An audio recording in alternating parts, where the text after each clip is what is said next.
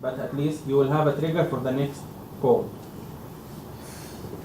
Let's say last example for nurse to nurse handover. So nurse to nurse narrative handover, let's say here. Usually you have this information at your chart. To try to summarize it, okay, as this is lab and this is common, this is medication, and these are the patient information. So I need one from this group. You can see, Arfan. You can see, read. Like as this patient name. Patient name Muhammad 8, MR number 1234567. A 50-year-old Indonesian man is brought to the emergency department by paramedics after collapsing in Haram. Okay, so this belong. Yes, thank you very much. This belong to which? Huh? To situation. Okay. So you are telling this is the what happened to the patient, right? Recently, why?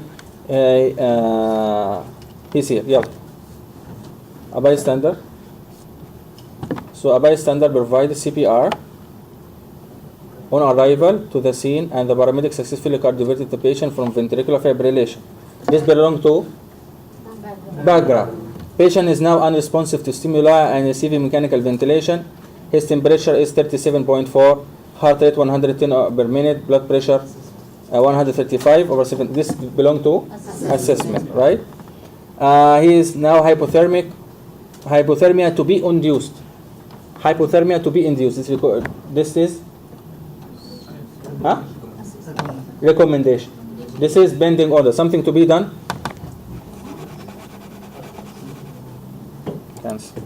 Okay. Now this is something to be done. Let me see here. No. This is something to be done to the patient. Not now. So this is something to be induced. Now history of hypertension, DM, and cholecystectomy 2 years ago was taken from family. This is background. His Foley's catheter size is 16 French, and he have 2 cannula gauge 20 on both arms. This is assessment. This is your assessment. Now ETT size level 7, level 22, lab sent, and CBC chemistry coagulation. The lab sent coagulation. This is a labs.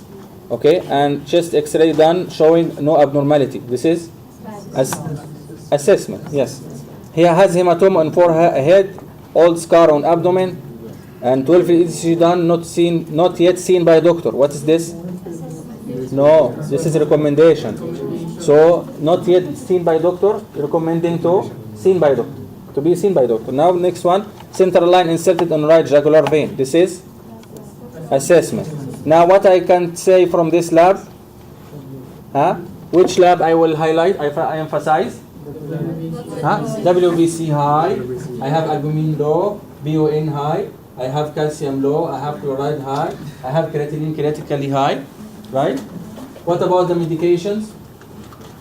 Okay, when I talk about salbutamol, when I should talk about salbutamol, we emphasize this patient have shortness of breath or having a bronchospasm or abnormality in the X-ray. I will mention, okay, he is on salbutamol for bronchodilation. You know the actions, huh?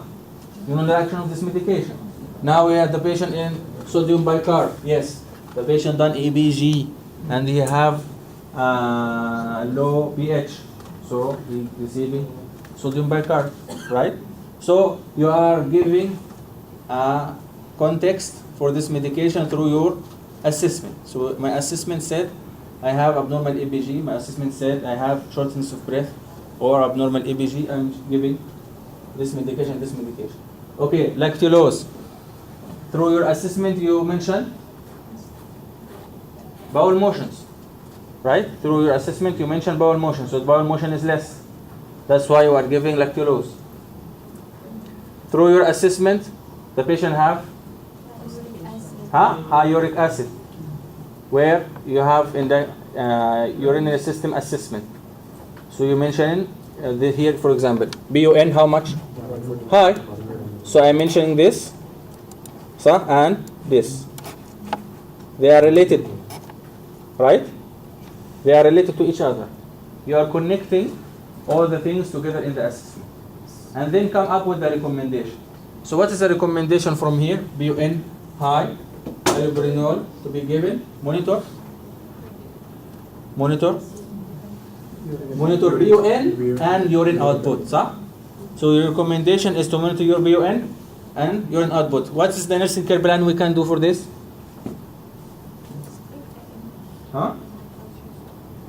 What possible nursing care plan to be done for this high BUN?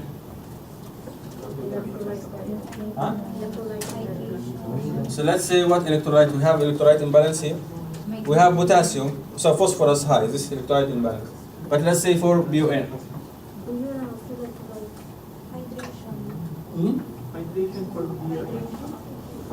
So, oh, just fine.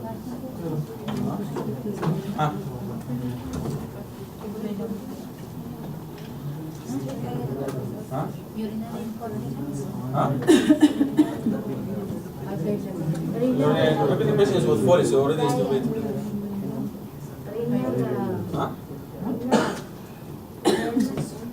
Impaired renal function. Maybe you are thinking about the nursing care plan for impaired renal function, like BUN is high. So I am trying to initiate a nursing care plan for that. Right? Now, if I have the patient on, my assessment says, let's say my assessment here, he have hypothermia to be induced, right? This is something to be done. You can initiate nursing care plan for that, right? Here, patient is now unresponsive to stimuli, and who is mechanical ventilator. So you initiate nursing care plan for ineffective ventilation, right? Or inadequate ventilation. The patient is unconscious also. You initiate nursing care plan for immobility.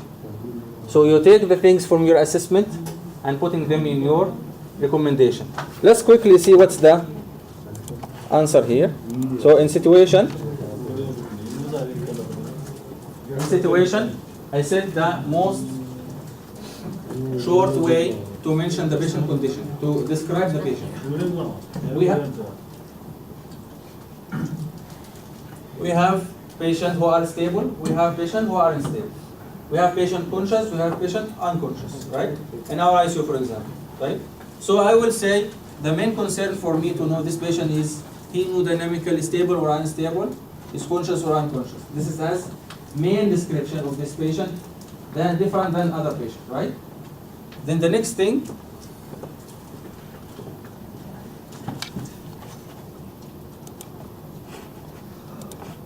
he admitted from ER post CPR and received defibrillation for VF outside the hospital, and he have history of DM, hypertension, and cholecystectomy 2 years ago.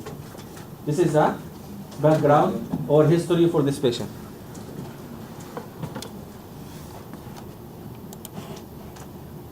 So in the assessment, you will say the temperature now 37.4, heart rate 110, and the vital signs. He has Foley's catheter. You mentioned the lines. You mentioned the observation, the physical assessment. You have hematoma on the forehead, all the scar, etc. Then not done, and a 12-lead ECG done, but not yet seen by the doctor. X-ray done, no abnormality. Lab sent, and you mentioned the highlights in the labs, and initial labs. Mention highlights, medication infusion to be double checked. Now what is the recommendation? Now first, to induce hypothermia is a pending order. ECG to be seen by the doctor. To continue nursing care plan for problem identified in the assessment, like ineffective breathing pattern, impaired mobility, electrolyte imbalance, etc. So you identify in the assessment this problem. That's why we have nursing care plan. Now, when you next time you use this way, you will say, yes, nursing care plan is just not tick. It really does make sense, and it reflects my assessment. صح ولا لا? If I'm using SBAR, I was thinking, yes, nursing care plan has to be mentioned. I have to mention the care through nursing care plan. And this is how they are working in Canada, USA, in the West, in Germany. They are using this way, and they are nursing care plan is as important as physician order. Okay? Any questions? What do you feel about this method?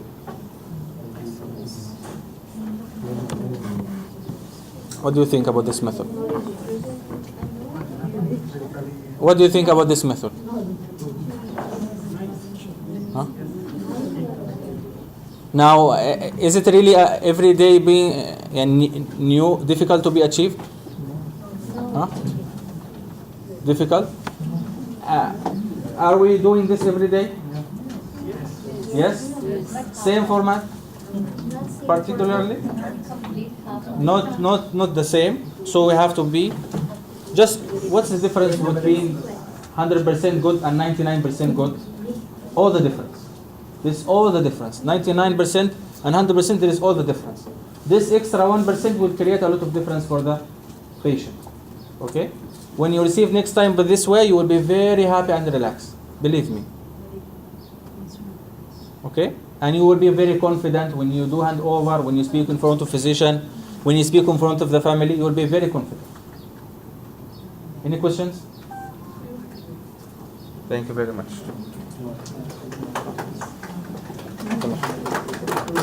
Thank you very much.